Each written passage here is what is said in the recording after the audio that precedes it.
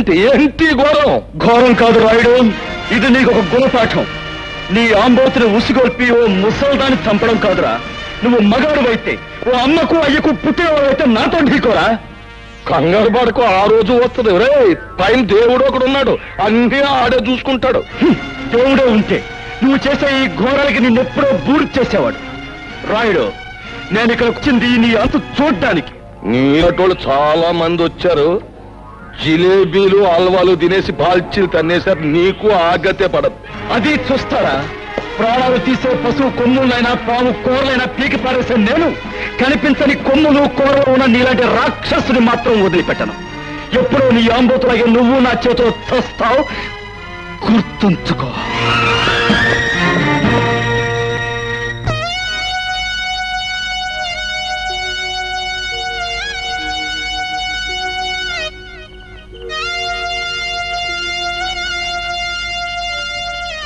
తలకురువు పెట్టండి. వద్దు, మా అమ్మ బతుకున్నన్నాళ్ళు ఆవిడ ఏ కోరిక తీర్చని దుర్మార్గుణ్ణి. పోతూ పోతూ ఆవిడ నిన్నే తలకొరువు పెట్టమని చెప్పింది. ఇప్పుడు నేను ఈ పని చేసి ఆవిడ ఆఖరి కోరిక కూడా తీర్చని పాపాత్ముడిని కాలేను.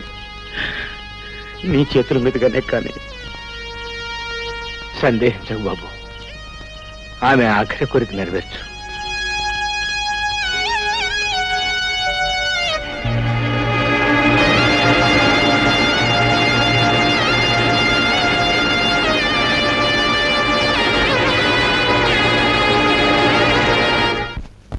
పద్మా, పద్మా, పద్మా, నా మాటని ఈ ఊరి పెద్దలు ప్రజలు ఎవరు నమ్మలేదు. కనీసం నా మనసు తెలిసిన నువ్వేనా? ఇంకా ఏదో చెప్పాలని ఎందుకు తాపత్రయపడతావు? 10 మంది ముందు పంచాయతీలో సాక్ష్యాలతో సహా శిక్ష పడ్డాక ఇంకా నన్ను నమ్మించాలని చూస్తున్నావా? పద్మా, ఎక్కడి వాడివో ఎలాంటి వాడివో తెలియకుండా నిన్ను ప్రేమించినందుకు నాకు బాగా బుద్ధి చెప్పావు. కళ్ళు మూసుకుపోయి నేను తొందరపడుంటే నా బ్రతుకు కూడా లక్ష్మి బ్రతుకులా అంతమై ఉండేది. పద్మా, నీలాంటి నీచుడితో అసలు మాట్లాడమే పొరపాటు. అవును గురు, ఆరిగాని తన్నే ఊరి నుంచి బయటకి ఇంటిచాడు మీ బాబు. అంతే మరి, నాలాంటి మీద చేసుకుంటే అలాగే జరుగుద్ది. అరివో సాంబా గురు, ఇప్పుడు మనం ఏం చేస్తున్నారా? పట్నం వీధుల్లో పెట్టలేటకెళ్దాం గురు. ఏది సన్నాసి, పట్నంలో పెట్టలు వీధిలో తిరగవరా? మరి ఎక్కడుంటే గురు? అలా చూపెడతాం.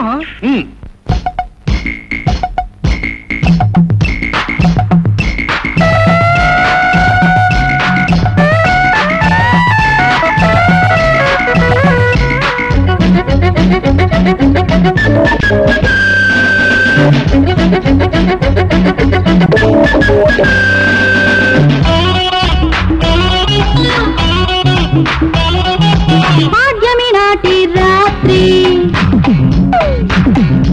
పక్కకు వచ్చానంటే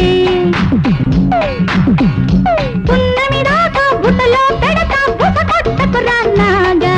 చూడు చూడు ఆడగోడు ఆడు ఆడు బిళ్ళగోడు. భాగ్యమి నాటి రాత్రి పక్కకు వచ్చానంటే పున్నమి దాకా బుట్టలో పెడతా బుస కొట్టకు రాగా. చూడు చూడు ఆడగోడు ఆడు ఆడు బిళ్ళగోడు.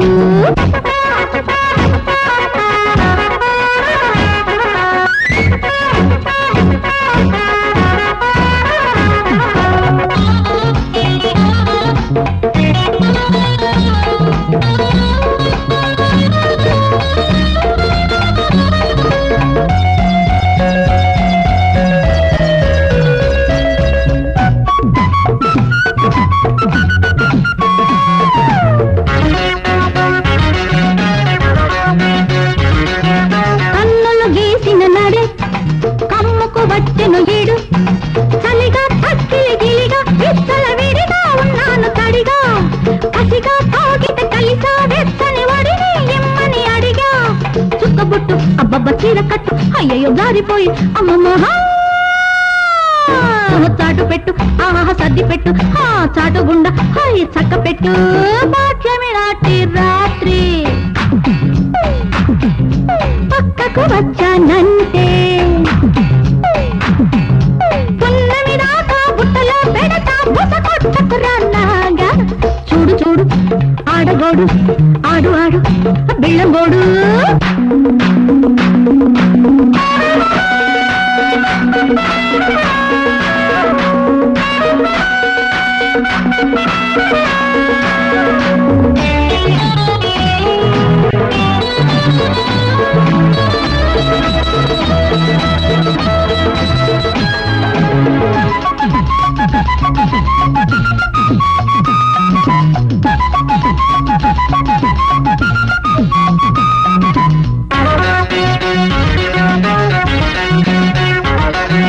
నడుముకు అడ్రస్ లేదు నాకు అడ్రస్ లేదు పగలు రాత్రి దిగులై ఒంట్లో వగలేరయ్యాయి రారా ఒళ్ళే దాతని వేళల వేసిన వలలో పడ్డాను లేరా తినటిగా అబ్బబ్బ కుట్టినట్టు అబ్బబ్బ చూడకయ్యో అమ్మ మోహా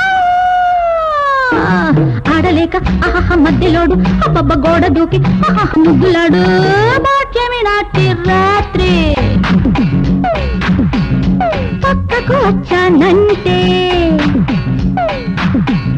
పున్నమి దాకా బుట్టలో పెడతా బుస కొట్టకు రన్నాగా చూడు చూడు ఆడగోడు ఆడు ఆడు బిళ్ళంగోడు భాగ్యమి నాటి రాత్రి పక్కకు వచ్చానంటే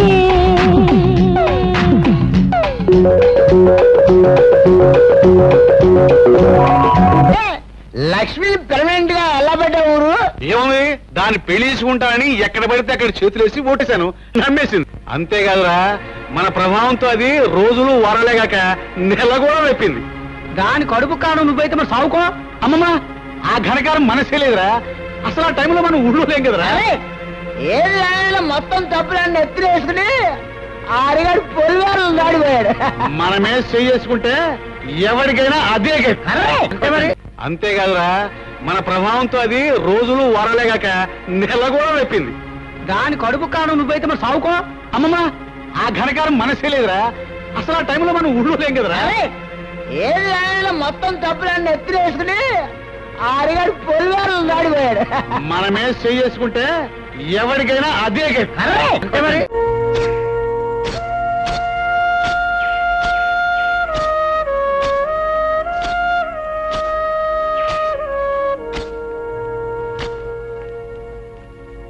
హరిబాబు